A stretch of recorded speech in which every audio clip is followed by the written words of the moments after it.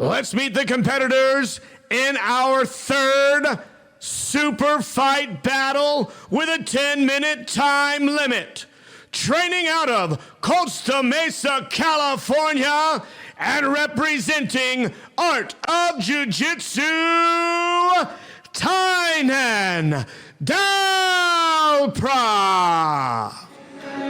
The prodigy of AOJ, the Art of Jiu-Jitsu Academy, one of the students that has been training in the kids started training in the kids program at AOJ many years ago, believed in the work of the Mendez brother over the years and became one of the greatest black belt world champions that exist in the sports today. I call him the excellence of execution, Jake Watson. Tainan Dalpra is here. Yeah, and you know, he really does showcase that. It's going to be a very, I mean, it's always a privilege to watch the guy compete on the mats. He's just so precise. And we'll see what his opponent's game plan here. His opponent training out of Dallas, Texas, and representing Alliance, Rodrigo Lopes. Rodrigo Lopes out of Alliance. We saw him earlier this year on the EUG Promotion Showcase. Had a great match with Levi Jones-Leary, displayed a great knowledge of how to deal with a lot of the high-level situations. And you know what, I talked to him before this match. He said, a lot of people don't want to fight Tainan right now, but that's an opportunity I don't want to miss out on. Why don't I go out there? Why don't I believe I can do this? And you know what? He may be the underdog coming in, but he's confident. And here with the tail of the tape, the medium heavyweight division, 21-year-old Tainan Dalpra, already a two-time black belt world champion with a slight height advantage over Rodrigo Lopes and a slight weight advantage. 27-year-old Rodrigo Lopes. We'll see what his game plan is as we head into this first match. And Damian Orande is ready to take us off.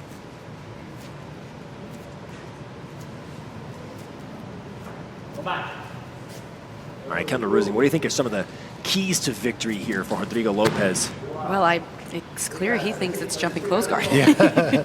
Although not quite able to get that guard closed. I mean, Tainan, as we've talked about, he is so dominant physically, but he also is just such a beautiful strategist. So as soon as he sees that motion, not even just the jump, but Rodrigo is simply coming forward in that way where he could feel that guard jump coming, immediately brought his left knee into play. So that negates the closed guard, where many people that probably would have been a closed guard start for Rodrigo. And that makes a huge difference going into a tightly contested match. So you notice the left, before I got a chance to say it, he switches to the right because he's using multi-directional passing, smart strategy. And this thing about Tainan Dalpra, he's able to change left to right side passing and have equal pressure on both sides. What I was referring to earlier was the left hand on the pant leg of Rodrigo Lopes, and he was sort of circling that out left and right to avoid any sort of connection to his hip. And you know, now looking back at the action, Tainan Dalpra is just about past the guard of Rodrigo Lopes, and again switches sides constantly. He's got the ability to put tons of pressure, but float like a butterfly and sting like a bee when he gets on top with a staple pass. Right now to the back is Tainan Dalpra trying to get to the back of Rodrigo Lopes, and he has a collar. It looks like this could be a very compromising position. Yeah, and from Rodrigo Lopes' position, I mean, you see Tainan Dalpra, he's got a spotless record, save one. How do you study what has worked against Tainan Dalpra? And Tainan, with dynamic movements such as that, now going to the back, looking like he's about to finish the match. Rodrigo's in such a compromised spot here. Yeah, you know, this is a big test for Tainan to showcase what he's got at a higher weight class. Rodrigo, I believe you said that they fought before, and you know, as you mentioned, Tainan's only got one loss in his record, and his loss wasn't something that was a, you know, devastating loss. I believe it was either advantage or 2 points. It was something very, very small. So there's not much to learn. You know, there's not much in the playbook on how to beat Tainan Dalpra. Oh, but look at this. Rodrigo Lopes out of one bad position and now finding himself on top still in this match. Looked like the match could have been over right there, but Rodrigo Lopes, yeah, just getting right back into position. Posturing up off that triangle and not letting Tainan close the legs, but Tainan was able to get a sweep, getting to the top position, looking for the long step pass there. Now, you know, putting his pressure back into Rodrigo Lopes with a nice cross face, the on belly position there. He's got 9 points, 3 advantages. It's 7 minutes left to go. Earlier, Ricardo, I was going to say that possibly a key to victory would be for Rodrigo Lopes to try to maintain top position, but Rodrigo Lopes was on top for, I think, 30 seconds before getting put back on his back. It's just such a tough thing.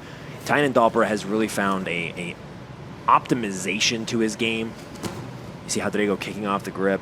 He's staying in there, trying to create space wherever he can, but as soon as he got a little bit of breathing room, Tainan was sure to shut that space down once again and stifle him. As I say, Tainan has the ability to switch sides, passing left to right, and transfer to a different passing sequence and series. Just so eloquently.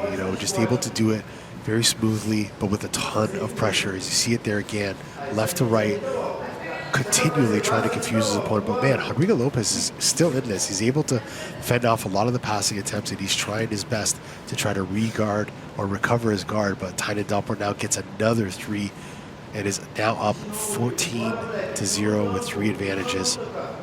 Tainan just showcasing here at the IBJJF Grand Prix.